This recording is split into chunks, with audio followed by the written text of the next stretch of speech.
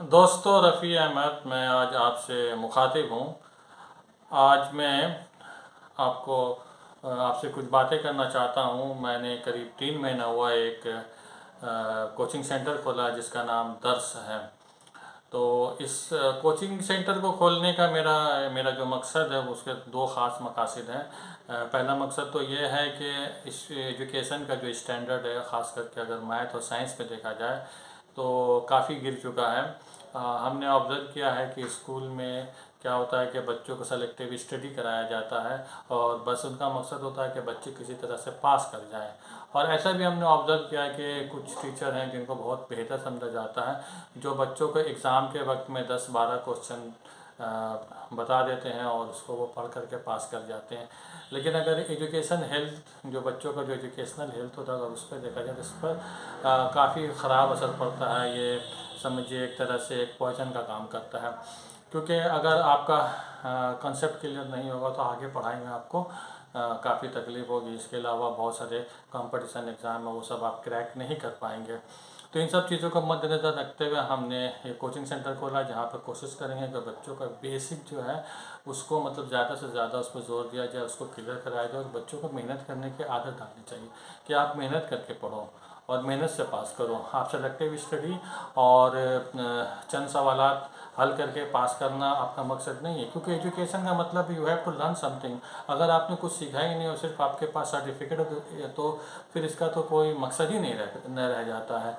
It has got no value. तो इस मकसद के लिए हमने खोला।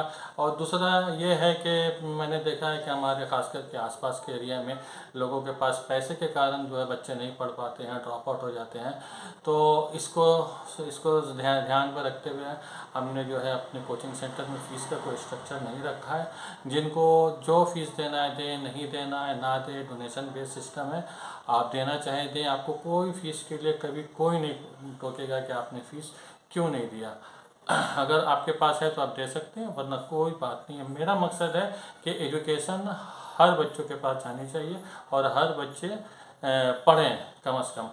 और एक बहुत बहुत ही ख़तरनाक चीज़ मैं देख रहा हूँ जो हमारे माशरे में आ चुका है, वो है कि एजुकेशन से लोगों का ट्रस्ट उठ चुका है।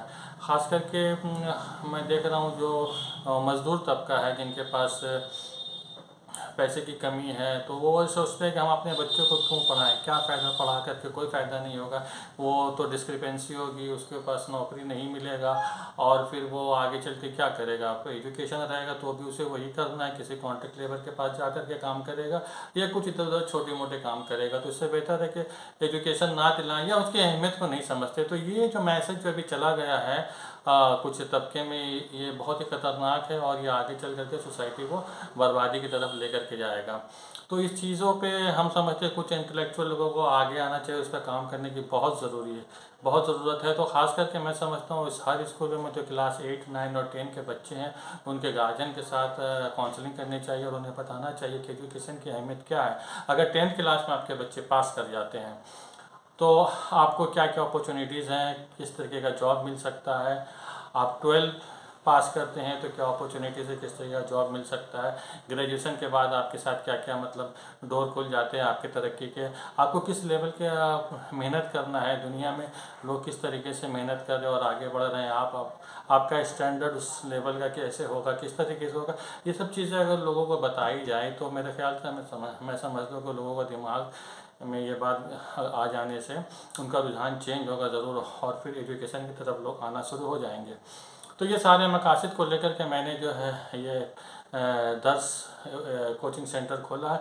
तो मैं आप सबों से यही गुजारिश करना चाहता हूँ कि आप लोग मेरी बात को आगे बढ़ाएं और जो नीडी लोग हैं उनको कम से कम मेरे यहाँ भेजें ताकि मैं पढ़ा सकूँ। तो आई होप आप लोग मेरा साथ ज़रूर देंगे और इस उम्मीद के साथ मैं अपनी बात को ख़त्म करता हूँ। Thank you very much. जय हिंद, अल्लाह हाफिज़।